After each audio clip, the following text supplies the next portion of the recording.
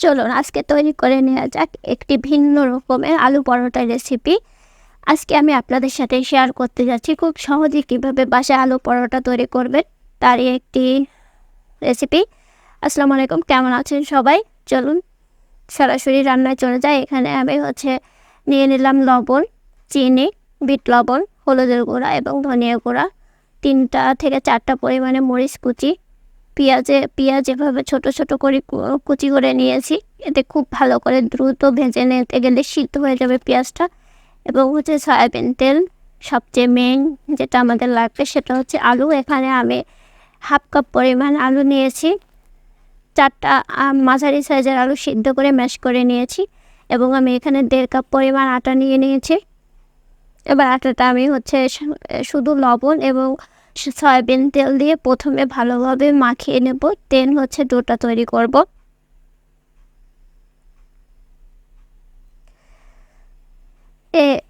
এই কাজটা খুব ভালোভাবে করতে হবে, এতে করে পরোটাটা আপনার অনেক বেশি সফট এবং ক্রিস্পি হবে। ভিতরটা সফট থাকবে, উপরটা একটু ক্রিস্পি ভাব থাকবে, খেতে অনেক বেশি টেস্ট লাগে।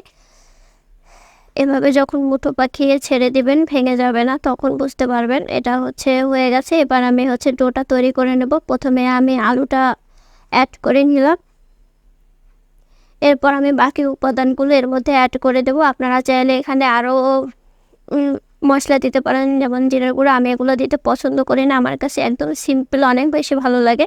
আমার কাছে মনে হয় খুব কম মশলা দিয়ে আলু পরোটাটা তৈরি করলে খুব মজা লাগে। তবে বিট লবণটা অবশ্যই দিবেন, বিট লবণটা আলু পরোটার টেস্ট একদম দ্বিগুণ করে দেয়। এবার আমি পেঁয়াজ কুচি এবং মরিচ কুচিটা অ্যাড করে দিলাম। এবার আমি খুব ভালোভাবে ডোটা তৈরি করে নেব।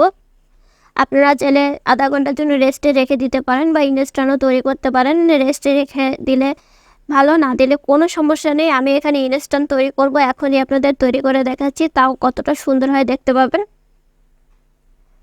ঝটপট হঠাৎ করে মনে উঠলে আলু পরোটা খাবো, দ্রুত তৈরি করে নিতে পারবেন। এবার আমি পরোটাটা তৈরি করে নেব। প্রথমে আমি কিছু পরিমাণ লিচি আলাদা করে নিলাম। এবার খুব ভালোভাবে এটাকে একটু মথে নিয়ে দেন একটা রুটি শেপ দিয়ে দেব। যেহেতু এটা একটু নরম হয় সেহেতু এটা তৈরি করার সময় একটু আটার পরিমাণ বেশি লাগতে পারে,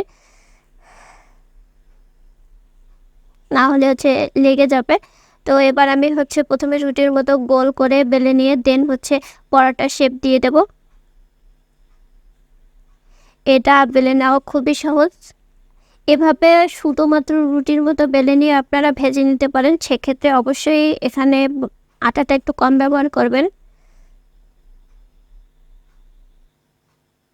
এবার আমি পরোটার মতো ভাঁজ করে নেব।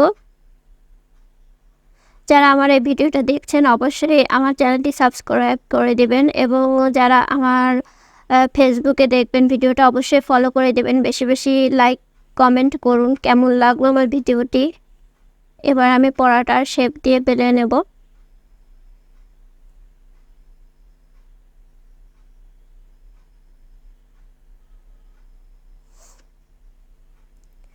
আমার ভিডিওটি আপনাদের ভালো লাগলে আবারও বলছি অবশ্যই ভিডিওটি লাইক কমেন্ট এবং শেয়ার দেবেন, চ্যানেলটি সাবস্ক্রাইব করে দেবেন। আপনাদের সাপোর্ট আসলে আমার অনেক বেশি প্রয়োজন। আমার চ্যানেলটিও নতুন, আপনারা আমার চ্যানেল নতুন, তাই অবশ্যই আমাকে সাপোর্ট করবেন। এবার আমি পরোটাটা ভেজে নেব। এভাবে সবগুলো পরোটা বেলে নিয়ে দেন ভেজে নিচ্ছি।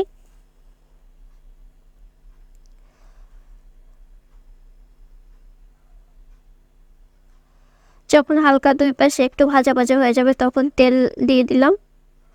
যেভাবে নর্মালি আমরা বাসায় পরোটা ভাজি ওভাবে পরোটাটা ভেজে নেবেন। এভাবে আলু পরোটা তৈরি করলে মাঝখানে একটা স্তর তৈরি হয়, আসলে খেতে অনেক মজা লাগে, বেশি ক্রিস্পি হয় এবং ভিতরটা একটা সফট ভাব থাকে। আসলে নর্মালি আলুর পরোটার থেকে এই আলুর পরোটাটা খেতে অনেক বেশি টেস্ট। আপনারা আশা করি বাসায় অবশ্যই ট্রাই করবেন। দুপাশে যখন একটু এভাবে দাগ হয়ে যাবে, পরোটার আসলে কালারটা এভাবে দাগ না হলে ভালো লাগে না। দেখতেই পাচ্ছেন কত সুন্দর আমার পরোটাগুলো রেডি হয়ে গেছে। এভাবে আপনারা পরোটা বানিয়ে খেলে আশা করি অনেক অনেক বেশি ভালো লাগবে।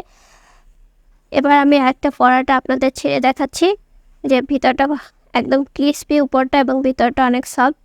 দেখতেই পাচ্ছেন, এবং একটা লেয়ার তৈরি হয়ে গেছে পরোটার মধ্যে। আশা করি সবাই আমার রেসিপিটি ট্রাই করবেন। দেখা হবে নতুন কোনো রেসিপিতে। আজকের মতো এখানে বিদায় নিচ্ছি। আল্লাহ হাফেজ।